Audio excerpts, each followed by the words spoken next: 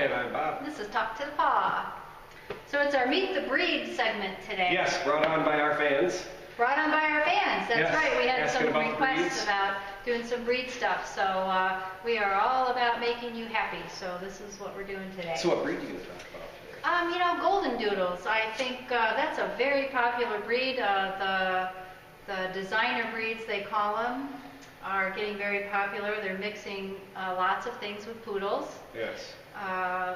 We have woodles and Schnoodles and cockapoodles and Aye.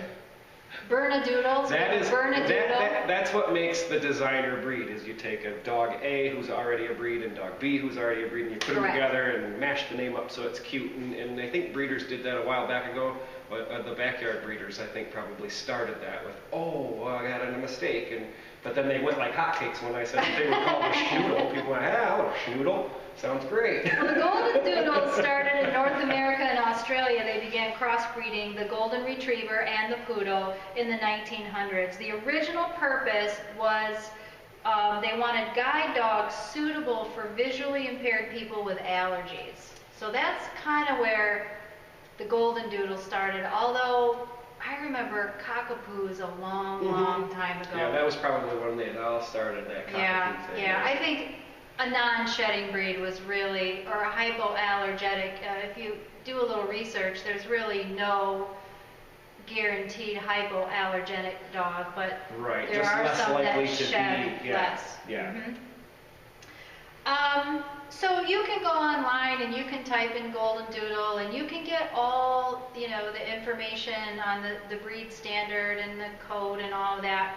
We're going to talk to you a little bit about our experience with the breed as trainers. Bob and I both operate doggy daycares. Now, keep in mind that the Golden Doodle owners that contract us are probably the people with the high-end energy doodles. They're the ones, and that's straight across the board with all breeds. The dogs that come to doggy daycare are the dogs that are a little on the high-end energy end for the breed. So as we're talking, we're not saying this is standard for all Golden Doodles. This is our Just experience with the breed. Yeah. Our experience with the breed. Yeah, the dogs in the daycare, they are high energy. The Golden Retrievers, anybody's ever had one knows they're a high energy puppy for sure. Some are, some aren't. Like some of those Goldens are so laid back, and some of them puppies are Spitfires. So my experience with a Golden Doodle, poodles are intelligent. They're the second most intelligent breed, just under the Border Collie and above the German Shepherd. I disagree with that a little bit, but that's okay. I'm entitled to my own opinion.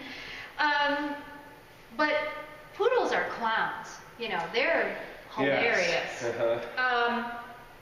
So I think you end up with a dog who's smart about being happy and silly. The Golden Doodle. Yeah, very forgiving. They are a great dog. Once you manage, if you do come across the ones that are real high energy, which is common, because the poodle's a high energy dog too. When you come across that, if you can harness that in a good way, or let the dog get rid of that, I mean, they are some of the best dogs. They're so forgiving. They're good with kids and good with people and good with other dogs. I mean, and then they got the shedding thing and the fact that they're not so dandruffy and. Right. I mean, they are a good dog all around. They are a really good dog all around. They come in a couple of different sizes.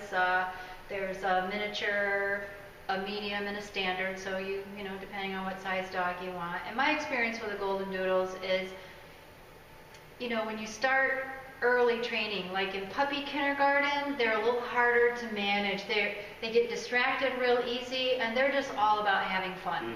So if that's your dog's worst trait, that it just wants to have too much fun. But it is frustrating for the owners when they have a dog that won't focus, won't pay attention. Bailey Riggs comes to mind when he was in my puppy kindergarten. I think I cried on the way home my first night, and I think Mr. Riggs cried too, actually.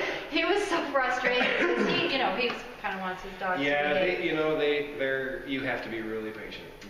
But Bailey has matured into a fine young dog. I almost said man, but all the dogs, and even all the high energy dogs, once they hit about that 2-3 years old and they hit that social maturity, they all chill out a little bit. And Bailey's family has been diligent about bringing him to daycare and putting him through training, but there were some real struggles. Yeah, there were some struggles. So grooming, don't get a Golden Doodle if you don't like to groom your dog. High maintenance. Yep. Very high maintenance. There's 3 different coats with the Doodles. There's the flat coat.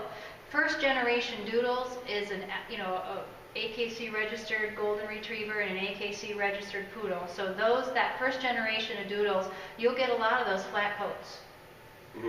And those dogs shed. Then there's a wavy coat, and then there's a curly coat. The flat coats, they do shed, almost like a normal Golden Retriever, but they're really easy to maintain that coat. The wavy coats, they shed a little less, but the coat needs a little more maintenance. The curly coat is like a poodle. You have to get professional grooming.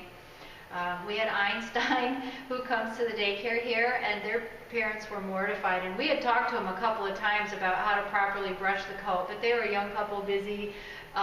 He came to sometime he comes 5 days a week to doggy daycare, and his coat had turned into dreadlocks. Like, you had to weave your fingers, really manipulate your fingers to even get to the skin.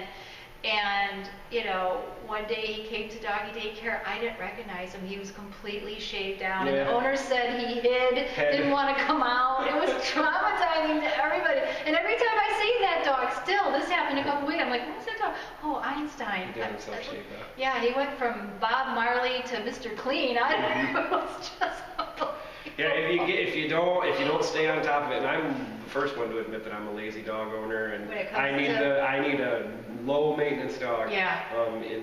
If you don't stay on top of it, it gets out of control, and then you end up having to shave it. You have and to then shave you're the dog waiting down for it to come back. Yeah. So high maintenance. The benefits are less to almost no shedding, but with that no shedding, you get that curly coat, and that does take. And most people just brush the top, and there's an art to it for sure. Your best bet is to get them professionally groomed often.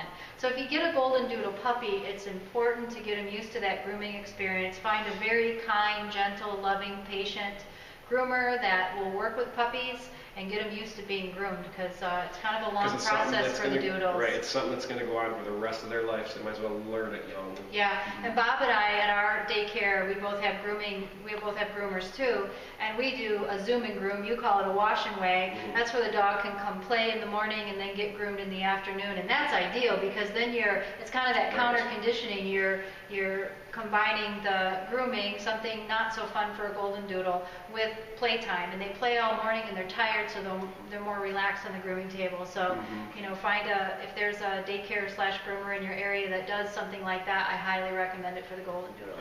Get all the energy off. So we'll give a Golden Doodle, health issues, hip dysplasia, ear infections, eye disorders, cancer. Those are the kinds of issues that are prevalent. Well, maybe not prevalent, but can happen in both of those breeds. As the breed goes longer and longer, because they're a fairly new breed to the dog world, and I do hear different things happening and stuff, and I think that they're trying to work the kinks out of that, but I have heard some internal organ issues and health issues and allergy issues with them. Yeah. I think there's health issues across the board with every breed.